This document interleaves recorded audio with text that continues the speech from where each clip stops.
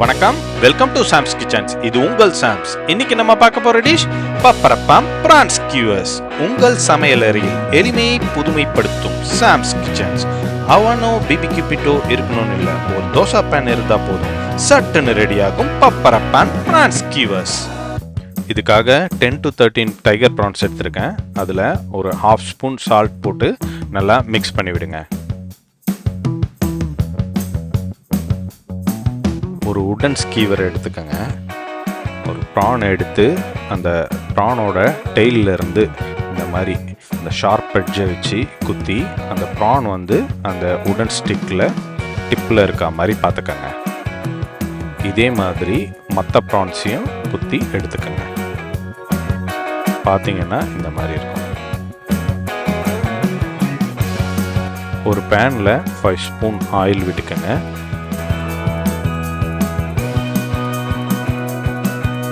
கொஞ்சமாக சாப்டு garlic,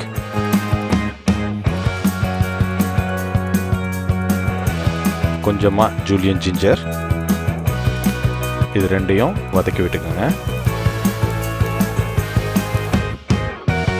1 spoon chilli flakes, 1/2 spoon கோஸ் grain pepper, இது எல்லாத்தையும் லைட்டாக வதக்கிட்டு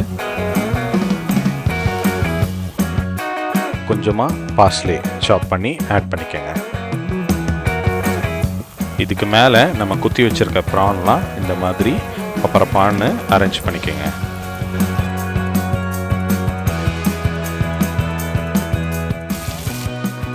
லைட்டாக சால்ட் இதுக்கு மேலே ஸ்ப்ரிங்கிள் பண்ணி விட்டுக்கோங்க.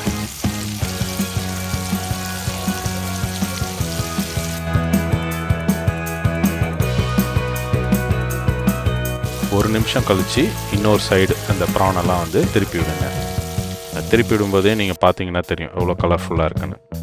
இது கூட கொஞ்சமாக லெமன் ஜூஸ் புழிஞ்சு விட்டுக்கோங்க.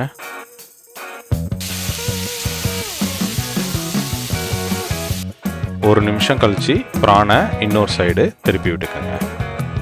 ப்ரான் 4 சைடும் வேகணும், அதனால் ஒவ்வொரு நிமிஷம் கழித்து ஒவ்வொரு சைடாக இந்த மாதிரி திருப்பி விட்டிங்கன்னா அது மசாலாவில் நல்லா வேகும். ஃபைனலாக அந்த ஸ்டிக்ஸ்லாம் 2 கையிலையும் இந்த மாதிரி கலெக்ட் பண்ணி பேனில் இந்த மாதிரி தேய்ச்சி விட்டிங்கன்னா அந்த மசாலாலாம் ப்ரானில் நல்லா பட்டு ஃபுல்லாக கோட் ஆகி ப்ரானில் டேஸ்ட் அதிகமாகும். ப்ளஸ் அதோட ரிச்னஸ் நல்லா எலிவேட் ஆகும். நீங்கள் பார்த்தாலே தெரியும் அதோட ஃபைனல் அப்பியரன்ஸ் பார்த்தீங்கன்னா சூப்பராக இந்த மாதிரி ஒரு ப்ரான் ரெடி ஆகிடும். இந்த மாதிரி ஒரு சிம்பிள் அண்ட் ஈஸி ரெசிபி உங்கள் வீட்டில் ஃபேமிலி கேதரிங்க்கோ இல்லை பார்ட்டிக்கோ வச்சு அசத்துங்க. இந்த மாதிரி யூனிக் டிஷ்ஷஸ்க்கு நம்ம சேனலை ஃபாலோ பண்ணுங்கள். உங்களுக்கு எதுவும் டவுட் இருந்துச்சுன்னா கமெண்ட்ஸ் பண்ணுங்கள். யாரும் சமைக்கலாம், யாவும் சமைக்கலாம்.